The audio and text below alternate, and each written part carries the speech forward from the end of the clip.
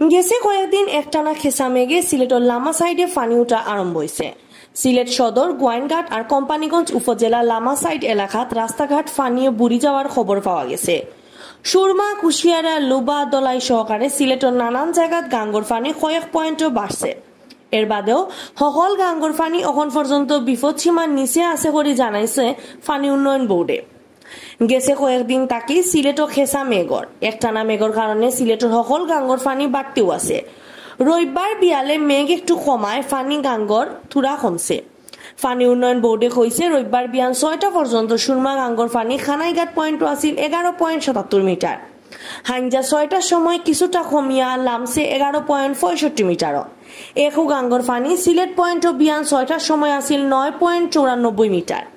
হাইঞ্জা 6টার সময় বাড়িয়া খারাইছে 9.96 মিটার। কুশিয়ারা গাঙ্গর পানি গেছে 24 ঘন্টায় সকল পয়েন্ট বাড়ছে।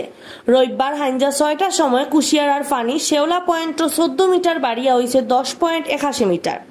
ফেঞ্চুগঞ্জ পয়েন্ট 1 সেন্টিমিটার বাড়িয়া 9.15 মিটার। শেরপুরে 7 সেন্টিমিটার বাড়িয়া 7.80 মিটারও গিয়া খারাইছে। লুবাছড়া আর সারিগাঙ্গর পানি কমলেও দলাই গাঙ্গর পানি বাড়ছে। সিলেট আবহাওয়া অফিসের আবহাওয়াবিদ শাহ মোহাম্মদ সজিব হোসেনে কইছেন সামনের কয়েকদিন ইলান খেসা মেঘ হইব।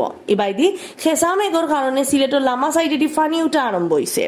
কোম্পানিগঞ্জের উপজেলার পূব আর পশ্চিম ইসলামপুর, উত্তর দক্ষিণ রনিখাই, তেলিখাল আর ইসাকলস ইউনিয়নের লামা সাইডের রাস্তাঘাট ফানিয়ে বুড়ে। ইতা এলাকার মানুষের নাও দিয়া আওয়া যাওয়া কররা। মেঘ দিতে থাকলেও ইতা এলাকার মানুষ ফানির মাঝে আটকা পড়ার ডর আছে। এর লগে সিলেট সদর উপজেলার খান্দিগাঁও, খাদিমনগর ও তা কয়েক ইউনিয়নের লামা সাইডে দিয়ে ফানি উঠার খবর মিলছে। গোয়াইনঘাট উপজেলা শালটিকো সহকারে কয়েক এলাকাত রাস্তাঘাট ফানিয়ে বুড়ছে। সিলেটের ডিসি মোহাম্মদ মজিবুর রহমানে কইছেন সিলেটের কোনো উপজেলা তখনও বন্যা হইছে না। বন্যা হইলে মোকাবেলা করার লাগি প্রশাসন রেডি আছে।